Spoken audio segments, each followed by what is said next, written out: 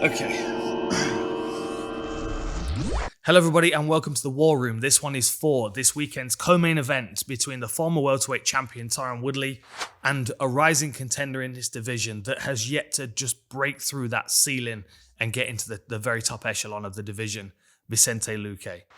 So what's interesting about these two, first off, is that they've got very similar records. Tyron Woodley's 19-6-1 and Vicente Luque's 19-7-1.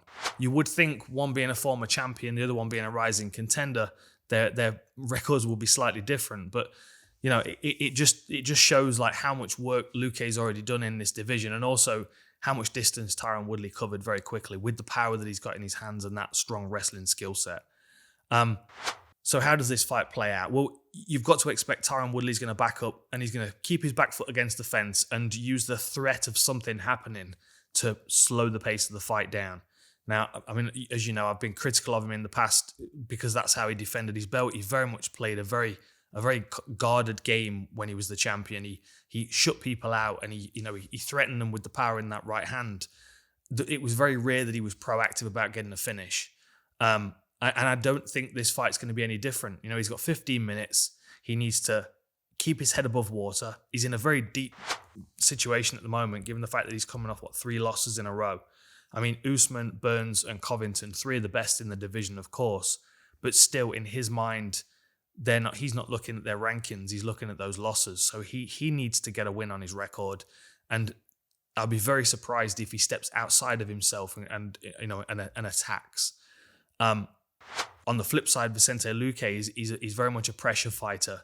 He's going to walk his fighter down. He's going to keep a nice tight guard, and he's just going to chip away at you with a whole variety of nicely polished and practiced kickboxing skills. And I think that is, I mean, it's kind of the kryptonite for Woodley, is someone that works at that pace, that he's happy to stand and trade and has good fundamental basics, good defense. The challenge is going to be keeping on the feet, really. That's the thing. Because if he backs Woodley up, there are 2 things that are going to happen. He's either going to fire that right hand or he's going to power double and then you find yourself on the floor. Or he hits you with the right hand and you find yourself on the floor and then he jumps on your neck like he did with Darren Till. So Vicente Luque's got to get over that hesitation of stepping forward and attacking. And if you think back to the Wonder Boy fights, I mean, that was the problem with those fights. Like, Wonder Boy's a counter striker. He likes to be able to hang back and wait and create a space for his opponent to move into so he can counter them as they move into it, because he's forced them to step forward. To be on the front foot and to be aggressive, it's not comfortable for Wonder Boy. Just like as you saw with Pettis. Pettis skirted around the edge of the octagon. Wonder Boy was pressuring him, and then he ends up getting knocked out with a jump off the fence. Tyron Woodley's incredibly powerful, and he knows that he's got this, and his opponents know that he's got this. And even at 38, coming off 3 losses, everybody knows he's got that power in his hand. So he's probably going to hang back and he's going to wait, and he's going to remind Vicente Luque when he comes close that he's going to sting him with that if he gets too careless. It's the gradual picking apart from Vicente Luque, which we've seen him be very good at. The one that comes to mind is Mike Perry. It was an absolute war, and he destroyed Mike Perry's nose in that fight. It needs to be that kind of fight where Mike Perry's a bit reckless and he throws hard.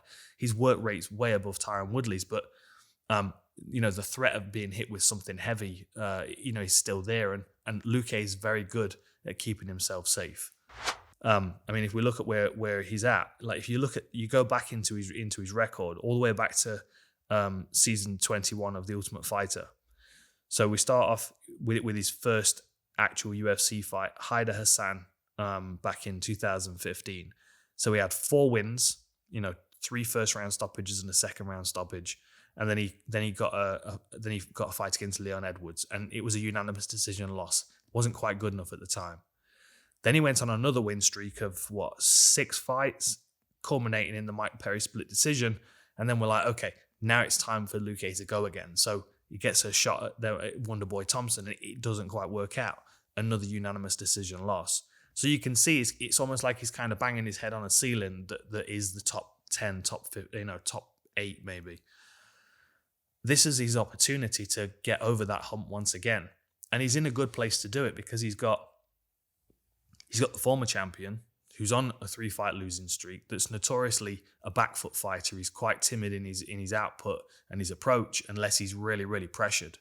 But if he's really pressured for a consistent period of time and he's not successful, then we start to see fractures and chinks in his armor. And they're the cracks in his defense that Luque needs to work his way in. The gradual beating up of that lead leg, allowing him to throw and making him miss, allowing him to throw and covering and countering, working to the body, a nice long jab to the body or a right to the body, left hook to the head, those kind of things, those kind of combinations that are forcing him to alter his guard for each attack, is going to be exhausting for him. He's always got that opportunity, though, of Luque committing to something. Like the calf kick's very popular at the moment, of course, because it's very, very effective. But the vulnerability is it leaves you very much on the center line unless you set it up correctly. And what we saw in a recent UFC event is someone attacks the calf and they're right there for that power punch. And if that power punch is Woodley's, it could well put you to sleep.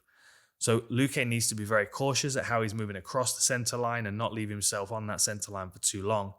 But this is a good fight for him to kind of eat away at someone that's already in a pretty weakened place and get another win on his record.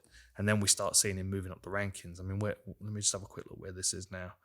Welterweight, Tyron Woodley is at number 7 and Vicente Luque is at 10. So this is a good opportunity and then you got, Damian Maia's above him. I don't know if he's ever going to fight again.